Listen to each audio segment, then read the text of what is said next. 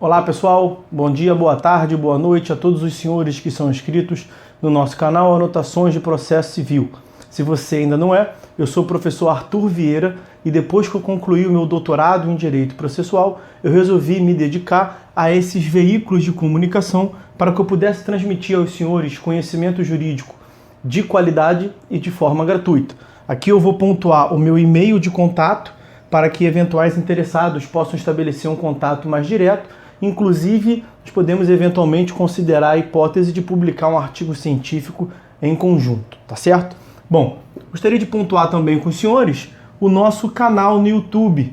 Se você ainda não é inscrito, basta clicar no ícone do livro que fica no canto inferior do vídeo para que você se inscreva. Sugiro também que você clique no ícone do sininho para que você possa ativar as notificações dos vídeos que são constantemente disponibilizados por aqui. Gostaria de apresentar também aos senhores a nossa plataforma acadêmica, arturvieiracursos.com.br, arturvieiracursos.com.br, onde os senhores encontrarão cursos online de modo gratuito, inclusive com a emissão de certificado válido em todo o território nacional. Tá certo? Então, após a pausa, nós vamos tratar do vídeo de hoje. No vídeo de hoje, nós daremos prosseguimento à análise do nosso livro Anotações de Processo Civil. Nós estamos na quarta parte do livro, que aborda a tutela jurisdicional executiva. Já passamos pela consideração de diversos procedimentos executivos.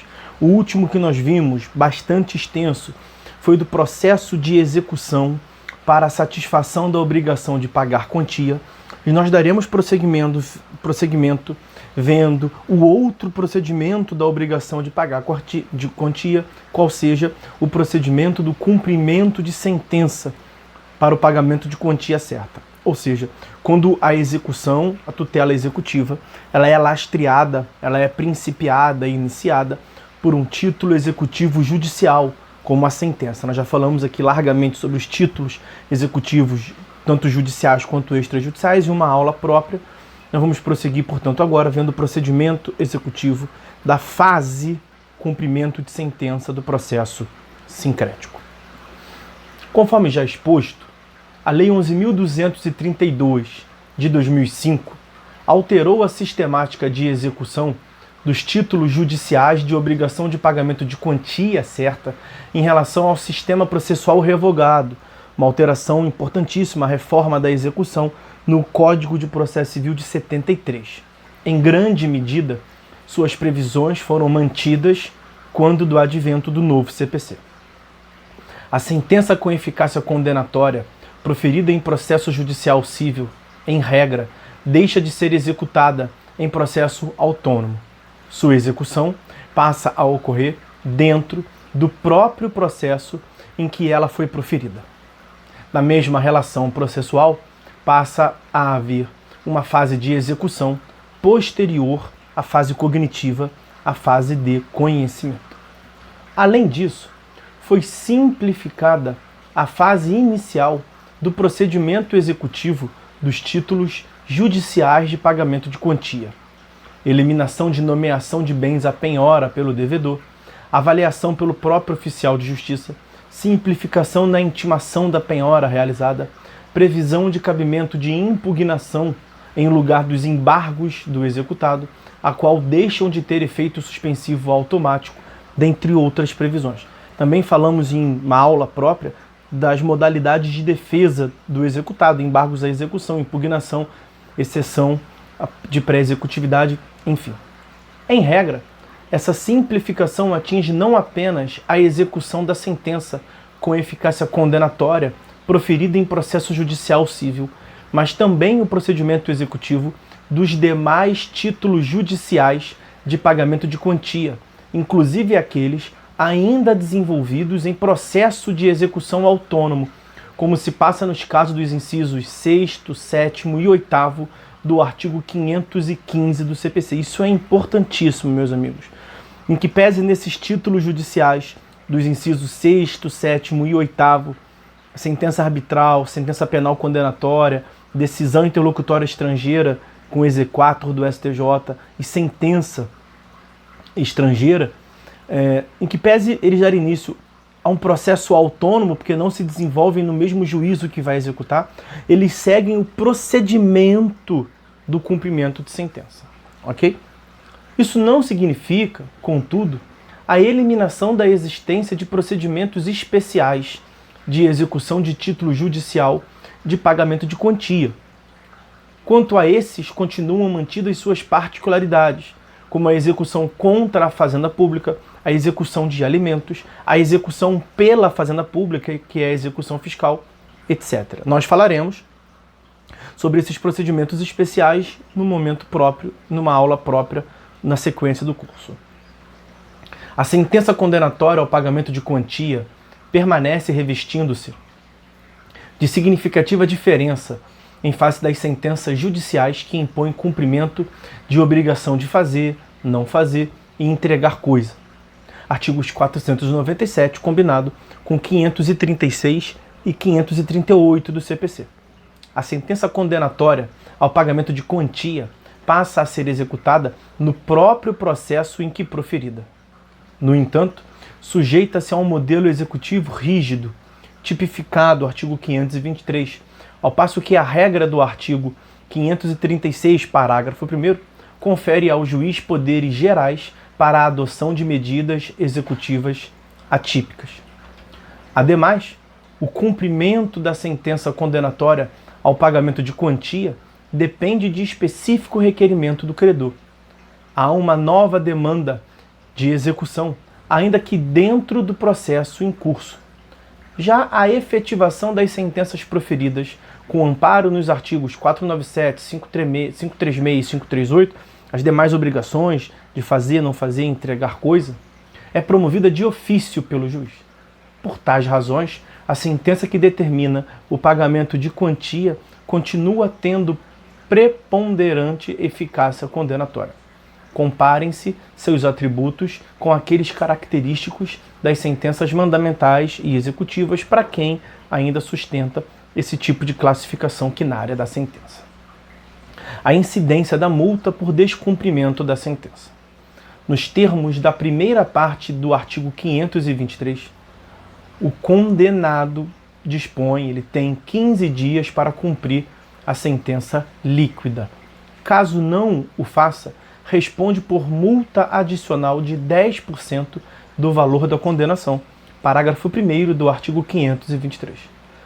Não ocorrendo o pagamento, ou sendo este pagamento parcial, incidem multa e honorários advocatícios, ambos no valor de 10%. Parágrafo 1º e parágrafo 2º do artigo 523. Tudo isso antecede o início da fase de cumprimento de sentença, conforme se extrai do próprio artigo 523. Não havendo cumprimento no prazo legalmente fixado, incide a multa e, a requerimento do credor, inicia-se a fase de cumprimento de sentença. A incidência da multa subordina-se à liquidez da condenação. O artigo 523 alude a, aspas, quantia certa ou já fixada em liquidação. Já foi fixada em liquidação, ela será, portanto, certa, líquida. Então, se a condenação é desde logo líquida, incluindo-se nessa hipótese aquela que depende de determinação do valor por mero cálculo aritmético, não há mais a execução a liquidação por cálculo. Parágrafo 2º do artigo 509 é o que basta para que já possa incidir a multa. Caso contrário, apenas depois da fase de liquidação terá vez a incidência da multa. O CPC de 2015 inova ao prever que a multa aplica-se tanto ao cumprimento definitivo da sentença quanto ao cumprimento provisório de sentença condenatória ao pagamento de quantia certa. Parágrafo 2º do artigo 520. Nesse segundo caso, a multa não incidirá se o executado provisório depositar em juízo a totalidade da quantia objeto da execução. Início da incidência da multa. Contagem do prazo para pagamento. No sistema processual revogado de 73, com a alteração empreendida pela Lei 11.232 de 2005, o termo inicial do prazo para o cumprimento da decisão era objeto de intenso debate doutrinário e jurisprudencial. Em primeiro lugar, O curto prazo dependeria de uma intimação pessoal do condenado, pois não seria razoável impor-lhe uma sanção, como é a multa, sem que se lhe fizesse uma prévia e direta comunicação acerca das consequências do descumprimento. Nesse sentido, o enunciado de número 410 da súmula do STJ, ao menos em relação à incidência da multa, previa: a prévia intimação pessoal do devedor constitui condição necessária para a cobrança de multa pelo descumprimento de obrigação de fazer ou não fazer.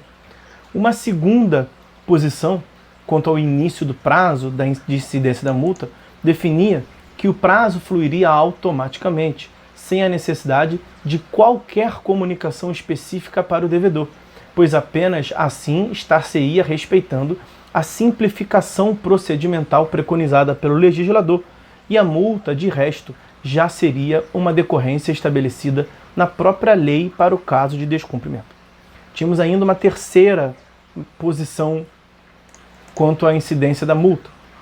O curso do prazo ficaria subordinado a uma intimação não pessoal do devedor, mas apenas de seu advogado, em regra, pelo órgão de imprensa oficial, pois assim haveria um ato prévio de ciência, mas sem um transtorno procedimental maior, o meio termo, portanto, entre o formalismo e a eficiência do processo. O parágrafo 2º do artigo 513 do novo CPC cuida da intimação do executado no cumprimento de sentença, de modo a resolver a questão, assentando que o executado deverá ser intimado e, havendo advogado constituído, a intimação será feita na pessoa do advogado. E tal regra, é bom que se diga, vale não só para as sentenças que reconhecem obrigações de pagar, como também valem para as sentenças que espelhem obrigação de fazer, não fazer e entregar coisa. Tal dispositivo traz, ainda, uma ordem de preferência a ser respeitada para fins desta intimação, a saber, a regra é que a intimação seja feita pelo diário oficial, por meio do advogado particular do executado, como se vê do inciso 1º. Não havendo o advogado constituído nos autos, ou sendo o executado representado pela Defensoria Pública, o executado será intimado por carta, com aviso de recebimento, como se vê do inciso 2º.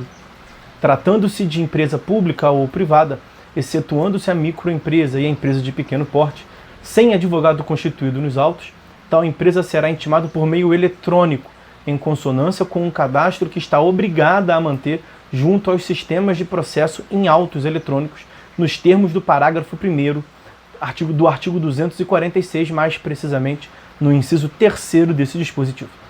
Tendo sido o réu citado por edital na fase de cumprimento, artigo 256, e ficando ele revel, a intimação do executado dar-se-á também por edital, como se vê do inciso 4º, porque se ele foi citado por edital e constituiu o advogado, a intimação vai seguir o inciso 1º, a intimação pelo DO. O parágrafo 3º deixa claro que quando houver necessidade de intimação por carta, serão válidas as intimações realizadas no endereço informado nos autos. Por sua vez, sendo realizada a intimação por meio eletrônico, as empresas públicas e privadas, sempre excetuando-se a microempresa e a empresa de pequeno porte, serão válidas as intimações feitas no endereço eletrônico cadastrado nos autos eletrônicos, tendo em vista que é dever da parte manter seu cadastro atualizado nos autos do processo, cumprindo-lhe comunicar eventuais mudanças de endereço, seja o endereço físico, seja o endereço eletrônico. Tal dispositivo, em verdade, reafirma a regra constante do parágrafo único do artigo 274. As intimações presumem-se válidas se dirigidas ao endereço constante dos autos, ainda que não recebidas pessoalmente pelo interessado, caso a mudança de endereço não tenha sido previamente comunicada, e uma vez mais ressalte-se a mudança de endereço tanto físico quanto eletrônico. Tá certo? Bom, vamos ficando por aqui, meus amigos, para evitar que esse vídeo fique muito extenso, nós vamos prosseguir no próximo vídeo a análise ainda do cumprimento de sentença da obrigação de pagar a quantia, a partir desse tópico destacado na tela, o requerimento de cumprimento. Tá certo? Bom, então, meus amigos, é isso. Por hora é só. Fiquem todos com Deus e até a próxima.